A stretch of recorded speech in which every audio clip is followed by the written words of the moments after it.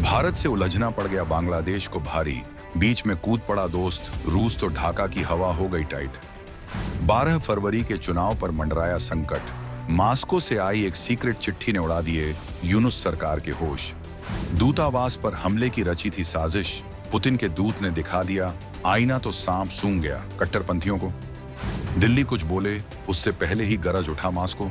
दोस्ती की ऐसी मिसाल देख जल भुन गया पूरा पश्चिमी जगत। सुलह करो वरना भुगतना होगा अंजाम, रूसी राजदूत की चेतावनी से हिल गया पूरा बांग्लादेशी तंत्र। पड़ोस में जब आग लगती है तो उसकी तपिश घर तक आती ही है, लेकिन जब उस आग को बुझाने के लिए 7 समंदर पार से कोई महाशक्ति अपना दमकल लेकर आ जाए तो समझ लीजिए मामला हद से ज्यादा बिगड़ चुका है। बांग्लादेश की सड़कों पर जो तमाशा चल रहा है, जो भारत विरोधी जहर घोला जा रहा है, उस पर अब तक नई दिल्ली की खामोशी को वहां के कुछ अराजक तत्व भारत की कमजोरी समझ रहे थे। उन्हें लगा कि भारत अभी कुछ नहीं बोलेगा, अमेरिका और पश्चिमी देशों की शह पर वो भारत को आंखें दिखा लेंगे। लेकिन वो शायद ये भूल गए कि कूटनीति की बिसात पर भारत अकेला नहीं है। ढाका में बैठे हुक्मरानों के पैरों तले जमीन तब खिसक गई जब अचानक रूस ने एंट्री मारी। ये कोई सामान्य कूटनीतिक बयान नहीं था, बल्कि सीधे तौर पर एक चेतावनी थी कि सुधर जाओ। रूस, जो आमतौर पर दूसरे देशों के आंतरिक मामलों में बोलने से बचता है, उसका अचानक बांग्लादेश के मामले में कूदना और भारत के पक्ष में डंडा उठाना 2025 की सबसे बड़ी जियोपॉलिटिकल घटनाओं में से एक बन गया है। जिस तरह से रूसी राजदूत अलेक्जेंडर ग्रिगोरिविच खोजिन ने ढाका में बैठकर वहां की सरकार को खरी खरी सुनाई है, उसने साफ कर दिया है कि भारत के खिलाफ रची जा रही साजिशों पर अब पुतिन की भी नजर है। 12 फरवरी 2026 को वहां चुनाव होने हैं, लेकिन उससे पहले जो माहौल बनाया जा रहा है वो किसी बड़े तूफान का इशारा है। हम आपको बताएंगे इस धमाकेदार खबर की पूरी कहानी, तो बने रहिएगा वीडियो पर। और इस संबंध में आपके जो भी विचार हों कमेंट में लिखकर जरूर बताइएगा। तो आखिर मास्को को बीच में क्यों आना पड़ा? क्या बांग्लादेश के हालात इतने खराब हो चुके हैं कि अब वहां बाहरी शक्तियों को दखल देना पड़ रहा है? क्या 12 फरवरी 2026 के चुनाव को टालने के लिए भारत को निशाना बनाया जा रहा है? रूसी राजदूत ने जो सुलह की बात कही है, उसके पीछे का असली मकसद क्या है? क्या ये भारत की कूटनीतिक जीत है या फिर दक्षिण एशिया में रूस अपनी नई जगह तलाश रहा है? पूर्व मंत्री मोहिबुल हसन चौधरी ने जो खुलासा किया है, क्या वाकई ढाका में सरकार ही दंगाइयों को पाल रही है?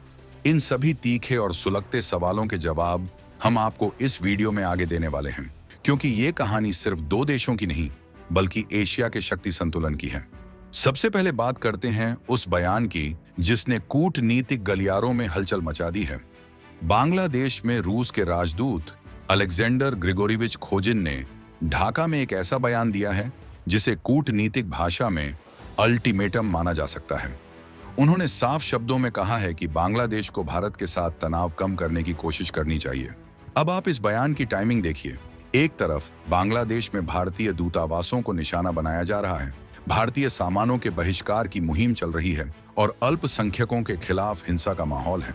ऐसे में रूसी राजदूत का ये कहना कि रिश्ते आपसी भरोसे और विश्वास पर आधारित होने चाहिए और तनाव को मौजूदा स्तर से आगे नहीं बढ़ने देना चाहिए, सीधे तौर पर वहां की मौजूदा सरकार और उपद्रवियों के लिए एक चेतावनी है। खोजिन ने स्पष्ट कहा कि 12 फरवरी 2026 को होने वाले चुनाव से पहले अच्छा माहौल बनना जरूरी है।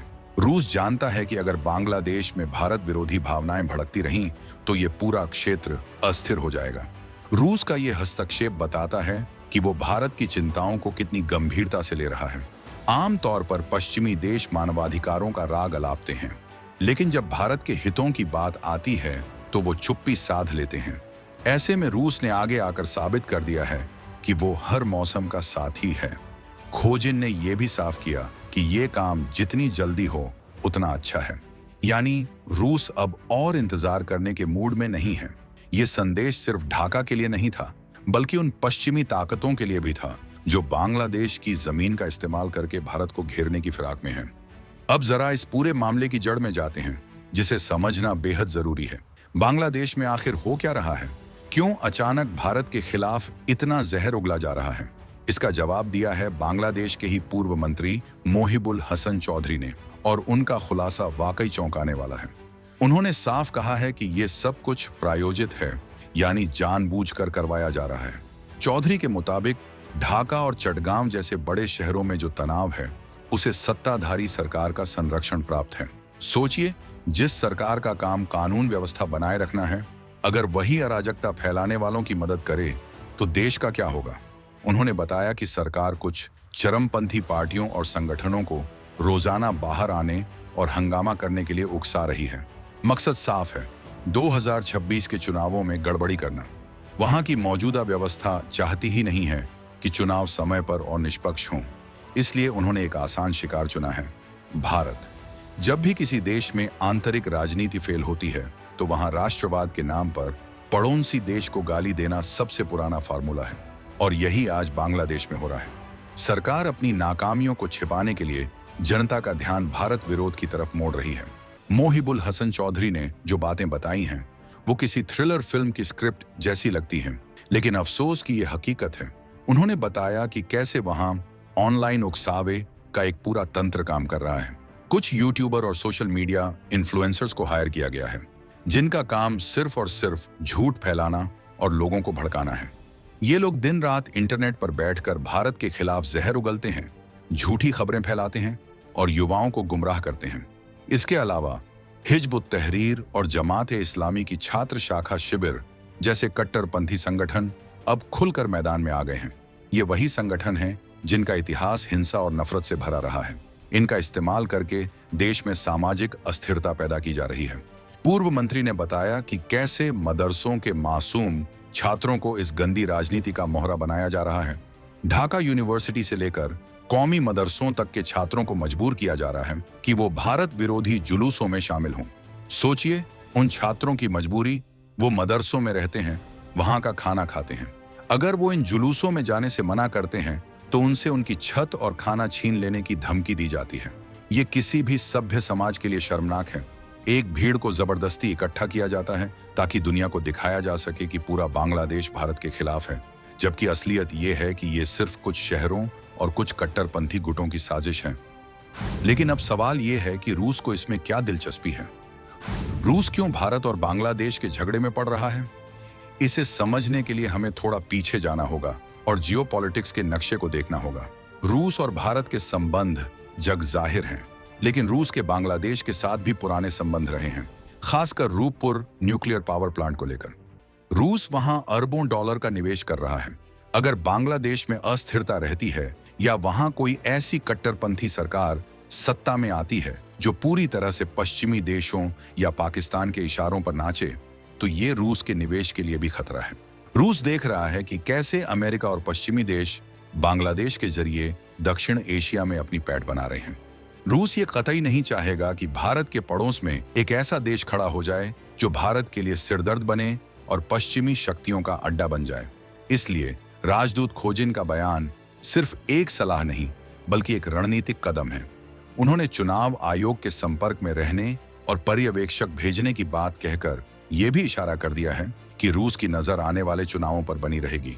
वो नहीं चाहते कि चुनाव के नाम पर वहां कोई खेल हो जाए। रूस का ये कदम भारत के लिए एक बड़ी राहत है। अभी तक भारत संयम बरत रहा था, लेकिन अब जब एक ग्लोबल पावर ने भारत की चिंताओं को अपनी आवाज दे दी है तो ढाका पर दबाव कई गुना बढ़ गया है। रूस के राजदूत ने जिस विश्वास और भरोसे की बात की है वो बांग्लादेश की मौजूदा अंतरिम सरकार के लिए एक कड़वी गोली है। उन्हें यह समझना होगा कि भारत उनका दुश्मन नहीं बल्कि वो पड़ोसी है जिसने 1971 में उनके अस्तित्व के लिए अपना खून बहाया था। आज अगर कुछ चंद कट्टरपंथी और विदेशी ताकतों के इशारे पर चलने वाले लोग भारत के खिलाफ माहौल बना रहे हैं तो इसका खामियाजा अंत में बांग्लादेश की आम जनता को ही भुगतना पड़ेगा। भारत एक विशाल अर्थव्यवस्था है और बांग्लादेश अपनी ज्यादातर जरूरतों के लिए भारत पर निर्भर है। अगर भारत ने अपनी नीति सख्त कर दी तो ढाका में महंगाई और बेरोजगारी का जो तूफान आएगा उसे कोई अमेरिका या पाकिस्तान नहीं संभाल पाएगा। रूस ने यही आईना उन्हें दिखाया है। खोजिन का बयान इस बात का सबूत है कि दुनिया देख रही है कि वहां क्या खेल चल रहा है। मदरसों के छात्रों का इस्तेमाल, दूतावासों पर हमले और भारत विरोधी प्रोपेगेंडा, ये सब अब छिप नहीं सकता। हालात इतने संवेदनशील हैं कि 12 फरवरी 2026 की तारीख अब सिर्फ एक चुनाव की तारीख नहीं रह गई है, बल्कि ये बांग्लादेश के भविष्य का फैसला करने वाली तारीख बन गई है। क्या वहां लोकतंत्र बहाल होगा या फिर कट्टरपंथियों का राज होगा?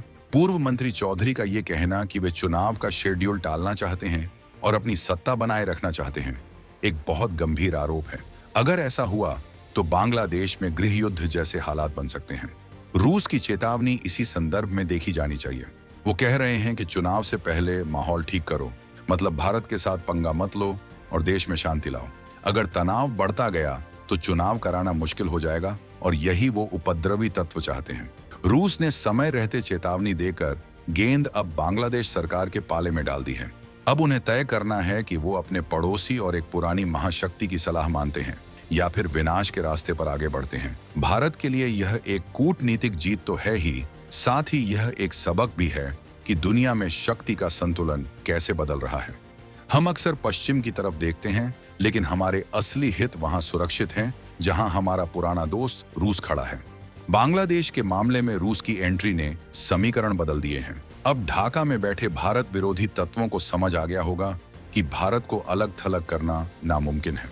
जो लोग वहां भारत का झंडा जला रहे थे या भारत विरोधी नारे लगा रहे थे, उनके लिए मास्को से आया ये संदेश किसी ठंडे पानी की बाल्टी जैसा है जिसने उनका सारा नशा उतार दिया है।